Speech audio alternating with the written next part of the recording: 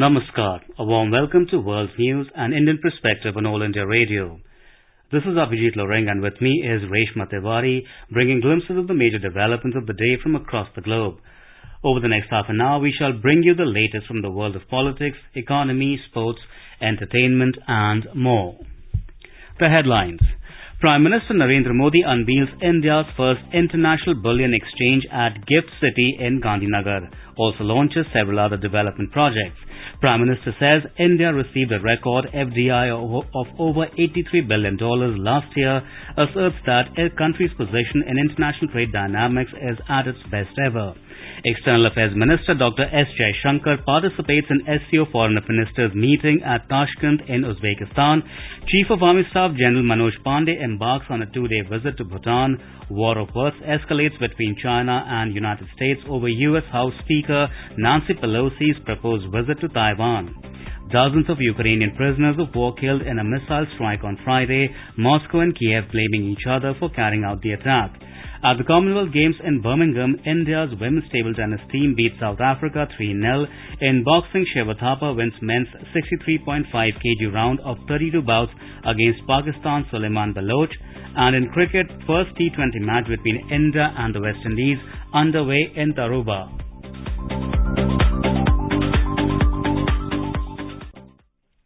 Prime Minister Narendra Modi today launched India's first international bullion exchange at Gujarat International Finance Tech or GIFT City in Gandhinagar. He also launched NSE IFSC SGX Connect and laid the foundation stone of the headquarters of the International Financial Services Centre Authority IFSCA at GIFT City. Speaking on the occasion, the Prime Minister said IFSCA will support innovation and become a catalyst for growth opportunities. IFSCA एक enabler भी बनेगा, innovation को support करेगा और इस सबके साथ growth opportunities के लिए एक कैटालिस्ट का काम भी करेगा। गिफ्ट सिटी में एनएससी, आईएफएससी, एसजीएक्स कनेक्ट की लॉन्चिंग के जरिए आज ये शुरुआत हो रही है। आज इंडिया इंटरनेशनल बुलियन एक्सचेंज उसको भी लॉन्च किया गया है। न्यू डेवलपमेंट बैंक के Indian original office, 3 foreign bank और 4 international trade financing service platform, इन सब के साथ अनेक महत्वपूर्ण पड़ावों को आज हमने पार किया है. He said finance and technology are now linked with each other and India has an edge in experience in technology, science and software. He said India has now joined countries like USA, UK and Singapore from where global finance is given direction. Expressing happiness over the progress in fintech, the Prime Minister said when there was a global economic recession and policy paralysis in India in 2008, Gujarat was taking new and big steps in the field of fintech which has progressed so far. Union Finance Minister Nirmala Sitharaman also participated in this event. In today's Hotspot section, we bring you a discussion on the launch of India's first international bullion exchange. The participants are A.K. Bhattacharya, economic analyst, and Rushika Chitravanshi, journalist.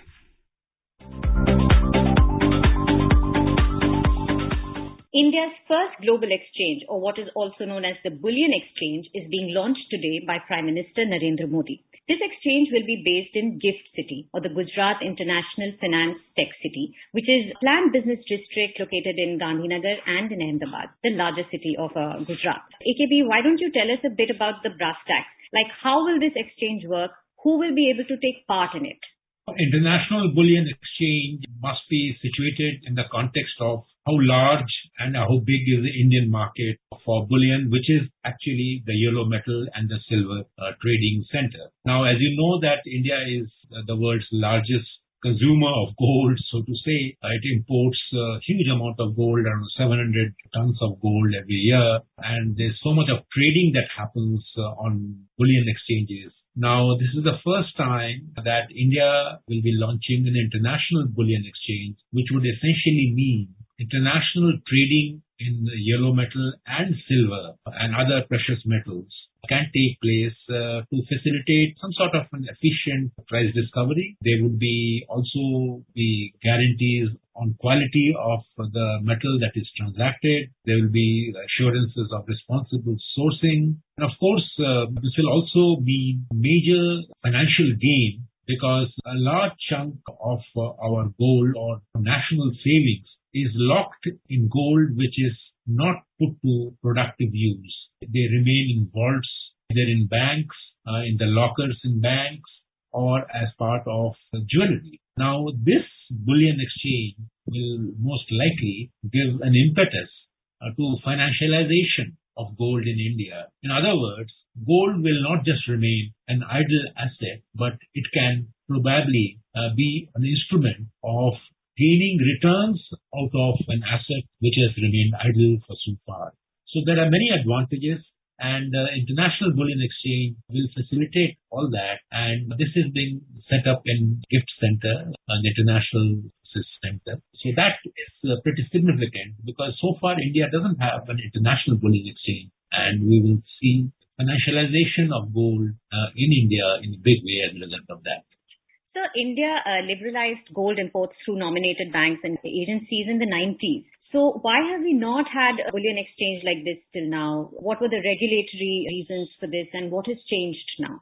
One of the reasons is that we have not gone in for an exchange which is of an international nature, in the sense that we have national exchanges.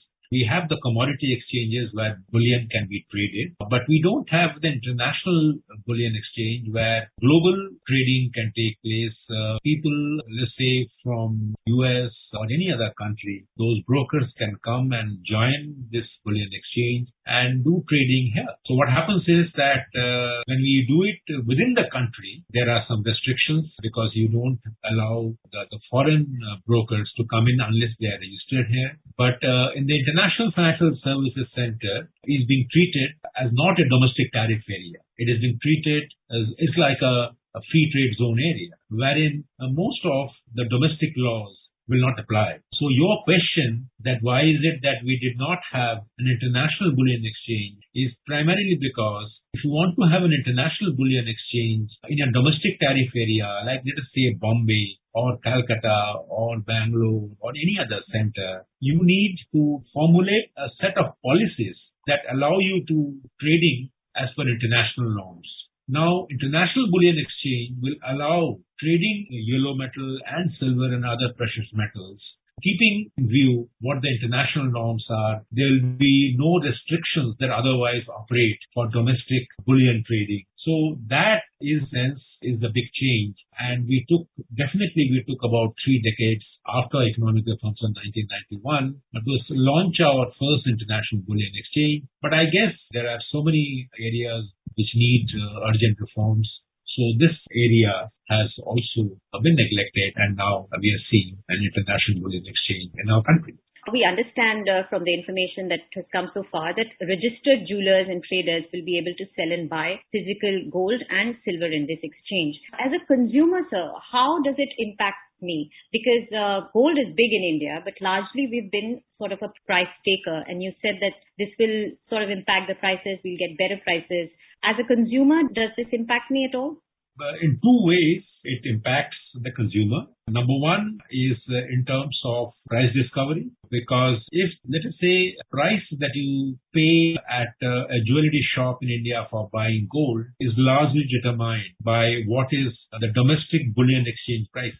Now, once you have an international bullion exchange operating from Gandhinagar, what will happen is that the traders will find another indicator of what is likely to be the price and what should be the price range. So in terms of price guidance and price discovery, you will have access to trading and data from another source of credibility and which you will like to take into account while deciding and discovering your prices.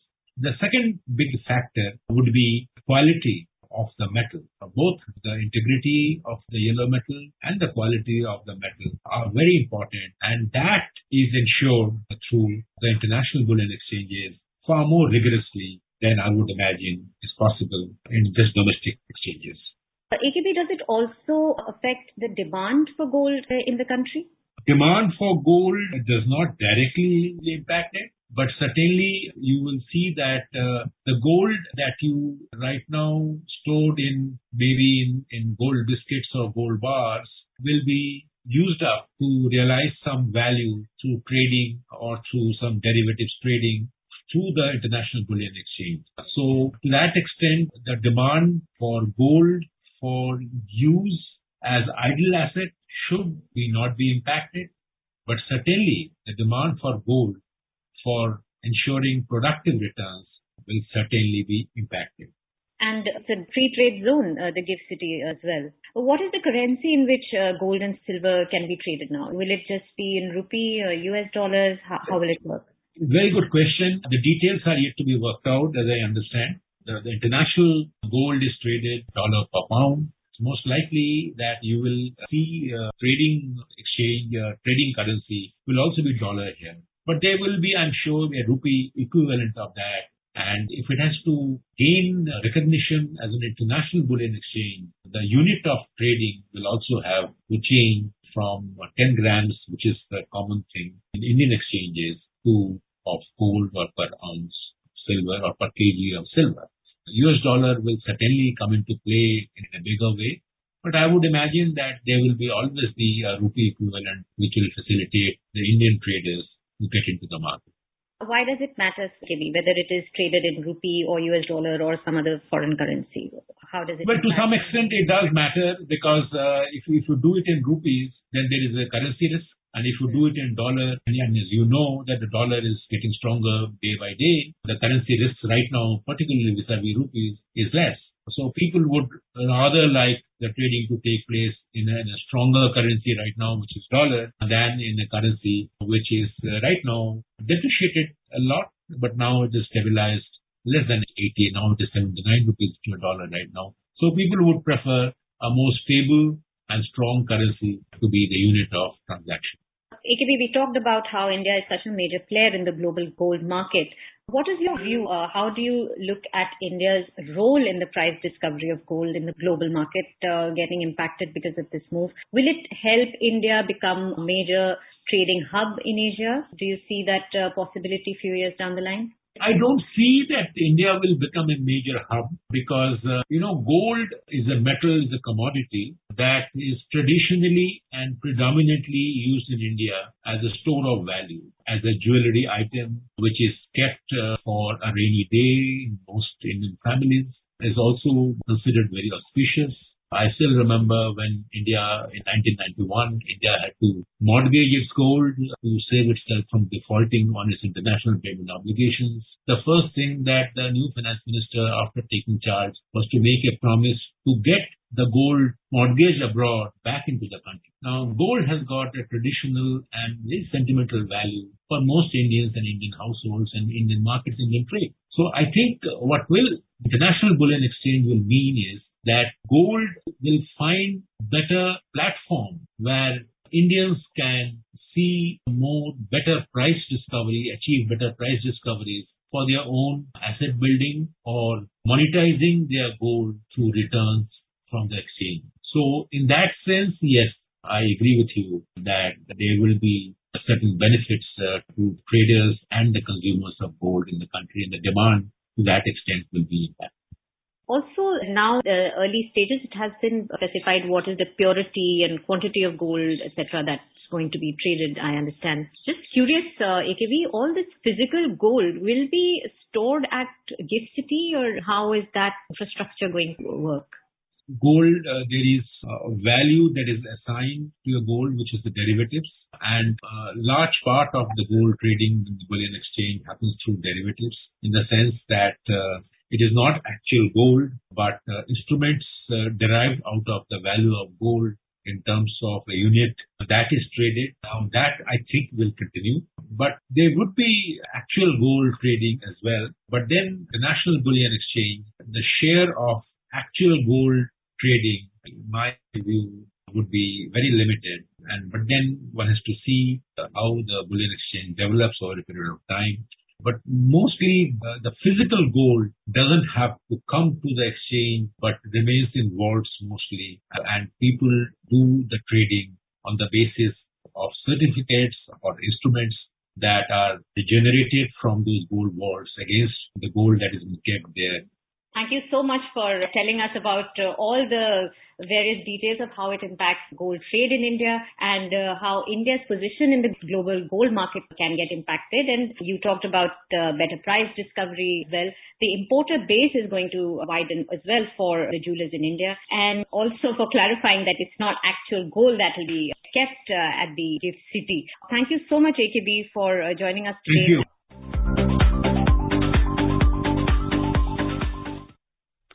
Prime Minister Narendra Modi has said that the whole world is looking at India's youth with hopes as the growth engines of the country, and India is considered the world's growth engine. Speaking at the 42nd convocation ceremony of Anna University at Chennai in Tamil Nadu today, Mr. Modi recalled the words of Swami Vivekananda about the youth of the country.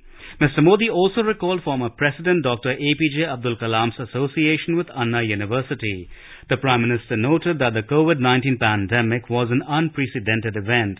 It was a once-in-a-century crisis that nobody had any user manual for. He said adversities reveal what we are made of. He emphasized that during the pandemic, India faced the unknown confidently thanks to its scientists, healthcare professionals and common people. As a result, he said, every sector in India is bustling with a new life. Mr. Modi said India received a record FDI of over $83 billion last year. Country's startups also received record funding post-pandemic. He asserted that India's position in the international trade dynamics is at its best ever. He said India is becoming a vital link into global supply chain. The Prime Minister said in the era of tech-led disruptions, there are three important factors in India's favor. These are taste for technology, trust in risk-takers and temperament for reform. The Prime Minister also congratulated the students on getting their degrees. He said today is not only a day of achievement, but also a day of aspiration for them. During the program, Mr. Modi awarded gold medals and certificates to 69 gold medalists.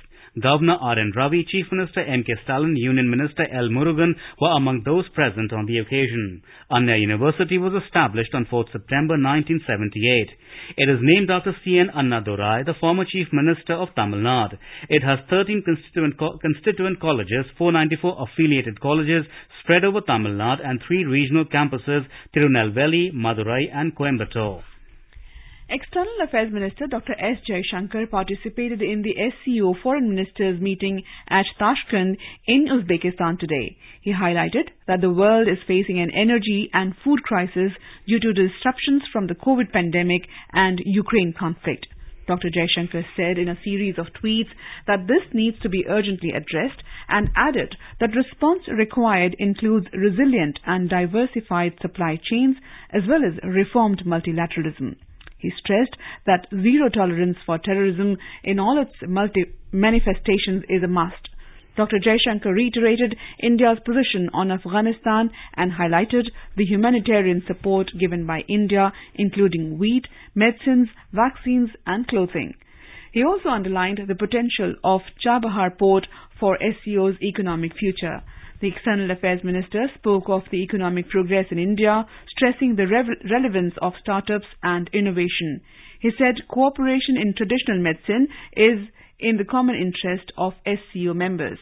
He added that today's meeting of foreign ministers was very useful in preparing for the Samarkand summit. Dr. Jaishankar called on Uzbekistan President Shavkat Mirziyoyev along with his SCO colleagues and conveyed the personal greetings of Prime Minister Narendra Modi. He appreciated the momentum generated by Uzbek presidency in fields of security, economy, trade, connectivity and culture. He said India will give the fullest support for the success of the Samarkand summit. During SCO sidelines, the minister met Vladimir Norov, Acting Minister of Foreign Affairs of Uzbekistan. Both ministers took stock of the bilateral cooperation, especially development partnership. They spoke about connectivity challenges to be addressed through regional collaboration. Dr. Jaishankar also met Kyrgyzstan Foreign Minister Jeenbek Kulubayev. They discussed bilateral partnership in political, development cooperation, education, connectivity and pharma. Chief of Army Staff General Manoj Pandey today proceeded on a visit to Bhutan. This visit will further enhance the unique and time-tested bilateral relationship characterized by utmost trust, goodwill and mutual understanding. The Defence Ministry said the Army Chief will commence his visit by paying homage at the National Memorial Chotan at Thimphu, built in the memory of the third King of Bhutan, Jigme Dorji Wangchuk. The Army Chief will engage in extensive discussions with his counterpart in the Royal Bhutan Army to exchange views on taking forward the strong cultural and professional bonds between both the armies.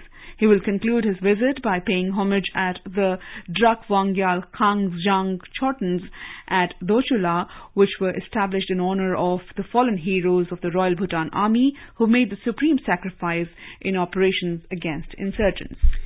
Both houses of the parliament have been adjourned for the day following uproar on the issue of alleged objectionable remarks by Congress leader Adhir Ranjan Chaudhary on President Draupadi Murmu. In Rajya Sabha, when the House met after the first adjournment at 12 noon, the Treasury bench members started sloganeering, demanding an apology from Congress President Sonia Gandhi over Mr. Chaudhary's remarks. The Congress members trooped into the well, raising counter slogans. The presiding officer repeatedly urged order in the House, but in vain. He later adjourned the House for the day.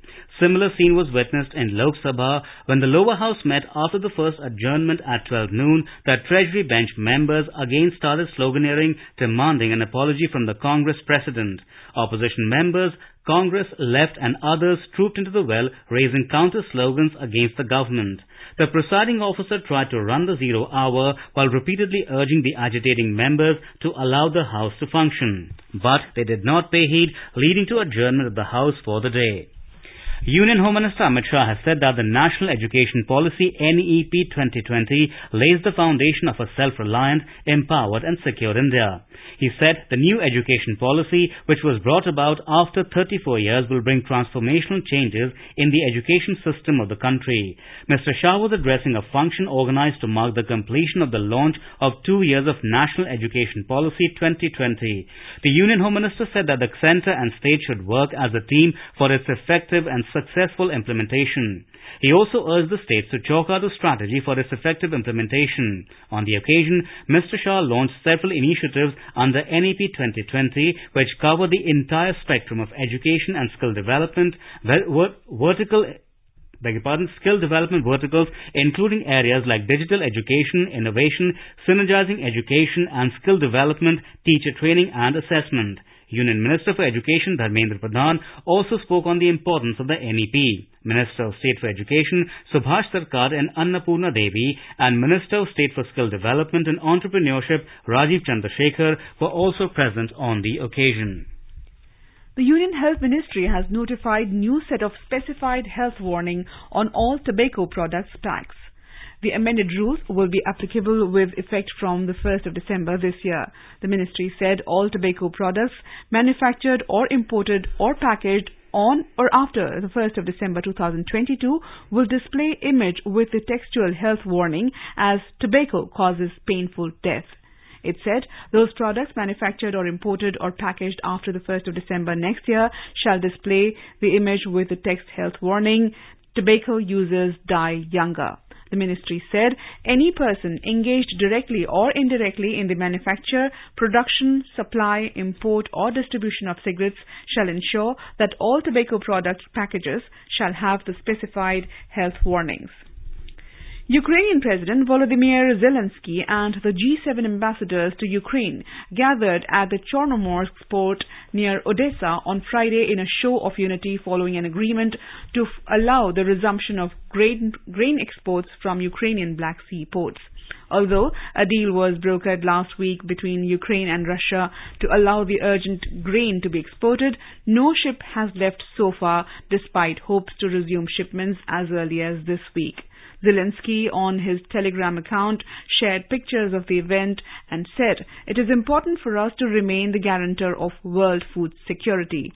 As someone blocks the Black Sea and takes life in other countries, we allow people to survive."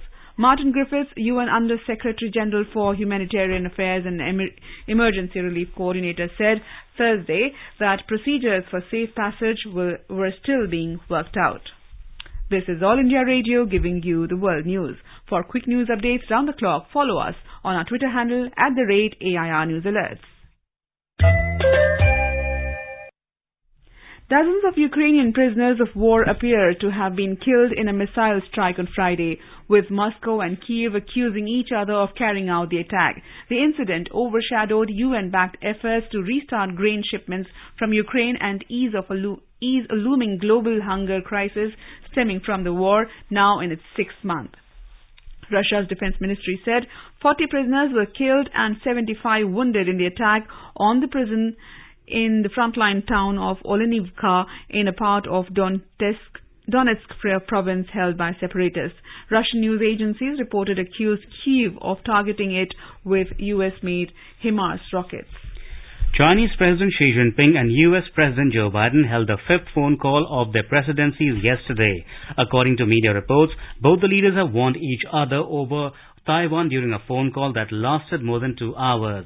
President Joe Biden told his Chinese counterpart Xi Jinping that the US strongly opposed any unilateral moves to change the island's status. However, he said the US policy on Taiwan has not changed. The White House said that apart from Taiwan, the two leaders discussed a range of other issues, including climate change and health security. On the other hand, Chinese state media reported that President Xi warned Mr. Biden against playing with fire over Taiwan. It said that the US should follow the One China principle. During Thursday's phone call, Mr. Biden and Mr. Xi also discussed arranging a possible face-to-face meeting. U.S. gross domestic product GDP shrank at an annual rate of 0.9% in the second quarter of 2022, according to Commerce Department estimates. It is the second straight quarter of economic contraction, one informal indicator of a recession. The estimates came a day after the Federal Reserve hiked interest rates by 0.75% for the second time this year to tame inflation, which has been at the 40-year high for several weeks now. The interest rate hikes and now the GDP numbers have spooked many analysts into forecasting a recession. And now we bring you a report from the world of business.